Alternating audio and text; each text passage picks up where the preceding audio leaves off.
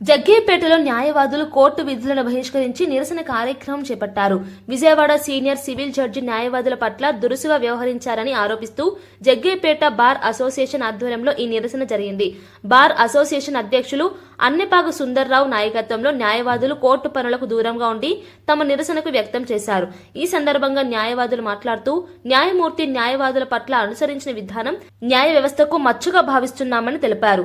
న్యాయవాదుల గౌరవం, స్వతంత్రతను కాపాడాల్సిన అవసరం ఉందని చెప్పారు. న్యాయమూర్తులన్నా మా న్యాయవాదులందరికీ అపారమైన గౌరవం, అభిమానం, వినయం, విధేయత కలిగినటువంటి న్యాయవాదుల పట్ల ఒక న్యాయమూర్తి గారు దురుసుగా వ్యవహరించడం గర్వనీయం.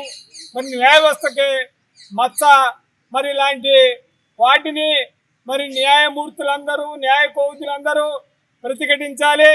అలా వ్యవహరించినటువంటి న్యాయమూర్తి గారికి తగు సూచనలు ఇచ్చి అలాంటి వారిని మున్ముందు ఇలాంటి భయానకమైనటువంటి దూషణలను మాన్పించే విధంగా మరి న్యాయమూర్తులందరూ ఆ దిశగా ఆలోచించాలని, అంతేకాదు న్యాయ వ్యవస్థలో న్యాయవాదులు, న్యాయమూర్తులు సమన్వయంతో పనిచేస్తేనే న్యాయస్థానాలు మనుగడ కలిగితే కానీ న్యాయవాదుల పట్ల మరి న్యాయమూర్తులు దురుసుగా గమనిస్తే అది ఏ విధంగా ఉంటుందో ఒకసారి న్యాయ కోవిదులందరూ ఆలోచించాలని, ఈ యొక్క న్యాయమూర్తి యొక్క దురుసుతనాన్ని మరి తీవ్రంగా న్యాయవాదులు మొత్తం ఒక్క జగ్గయ్యపేటే కాదు, కృష్ణా, ఎన్టీఆర్ జిల్లాల్లో ఉన్నటువంటి బార్ అసోసియేషన్లని ఈరోజు బాయ్కాట్ చేస్తూ ఉన్నాయి.